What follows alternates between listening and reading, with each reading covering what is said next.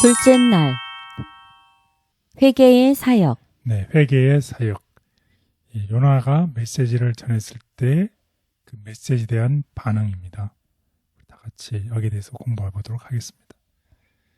그 요나서는 니느웨에 전해진 요나서가 니느웨에 전해진 메시지를 우리가 간단히 요약을 해보도록 하겠습니다. 뭐라고 얘기를 했나요, 요나가? 40일이 지나면 니느웨가 무너지리라. 예, 이렇게 분명하게 선지자가 가서 얘기를 했어요. 선지자는 거짓말 하지 않죠. 네. 그렇게 40이 지나면 니느웨가 무너지리라.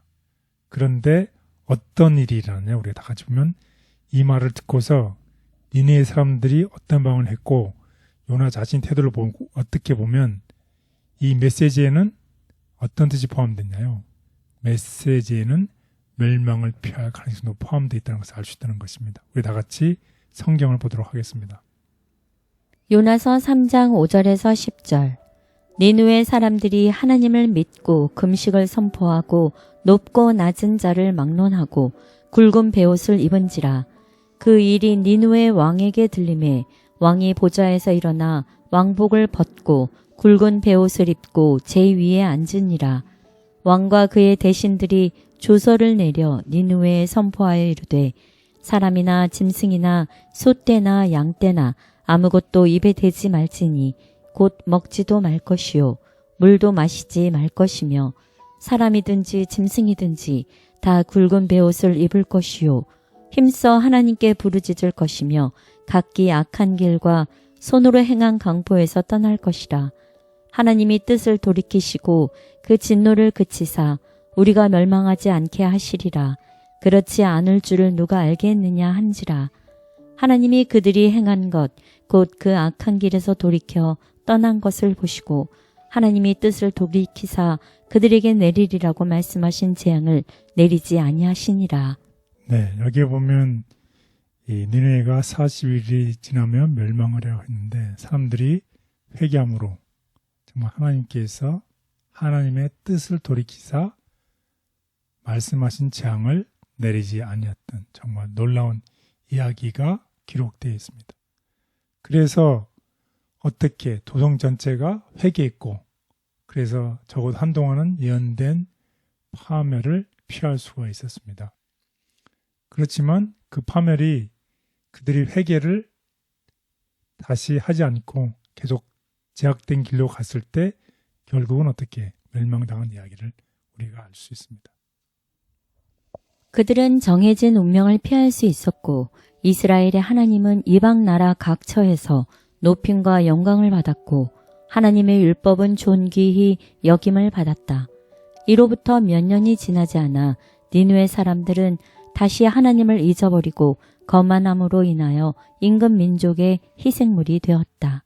네, 이 이야기를 통해서 우리가 되짚어 볼 일들은 우리가 하나님의 전한 메시지가 예언이 어떻게 멸망됐나요?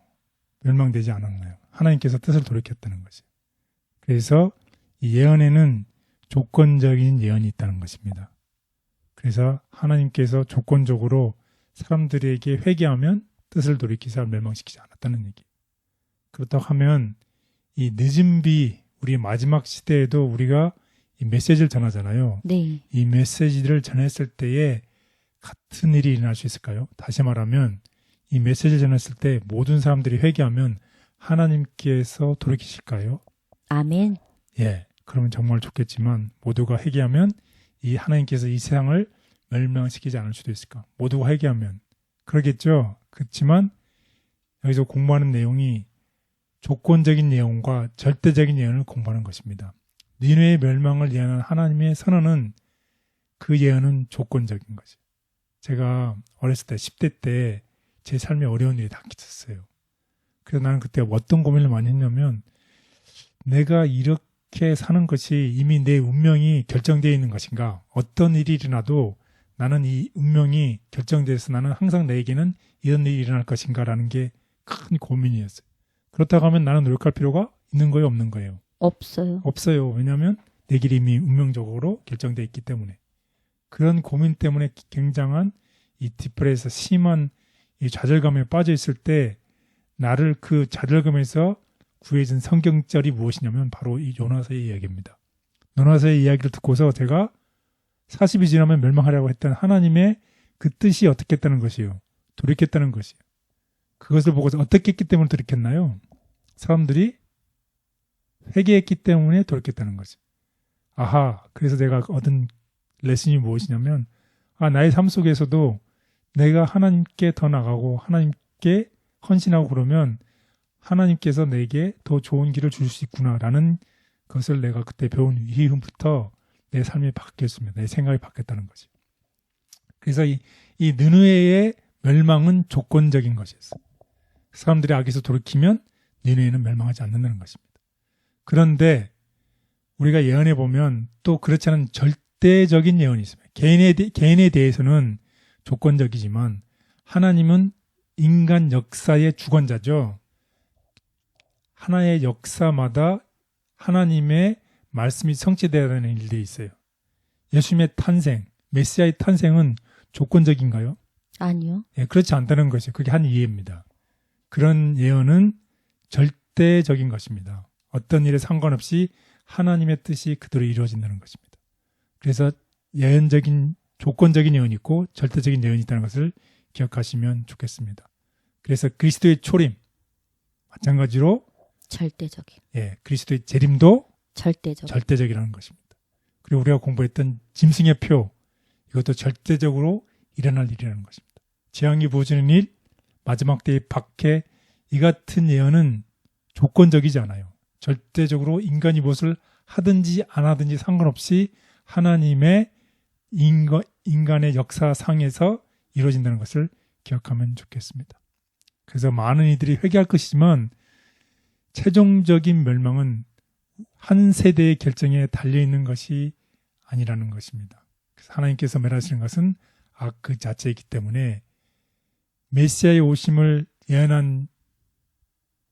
예고한 예언이 조건적이 아니었던 것처럼 이 세상에 있을 악의 파멸은 그 예언도 조건적이 아니라 반드시 이루어지는 것입니다.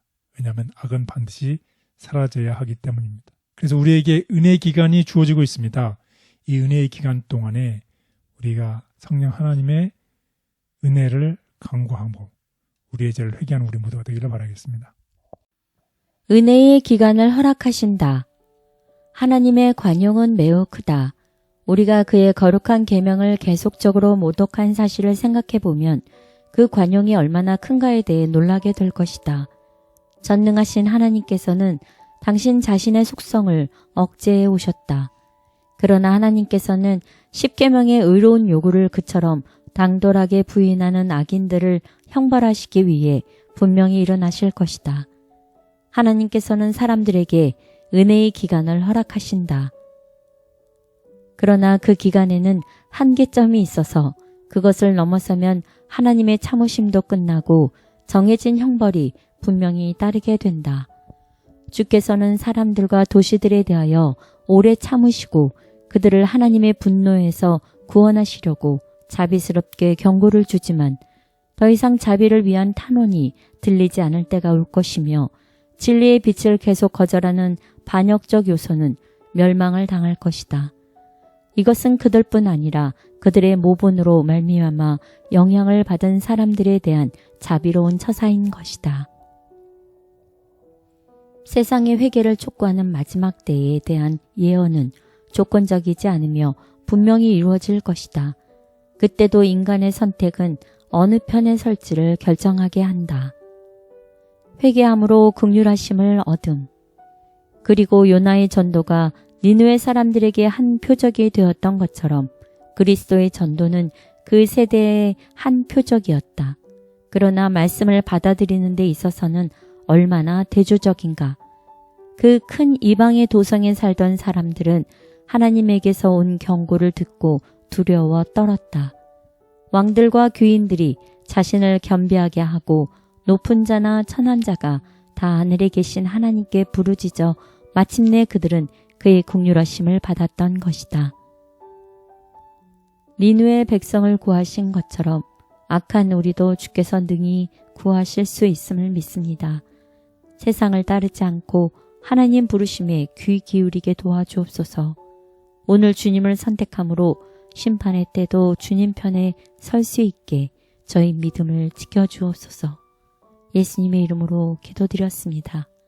아멘.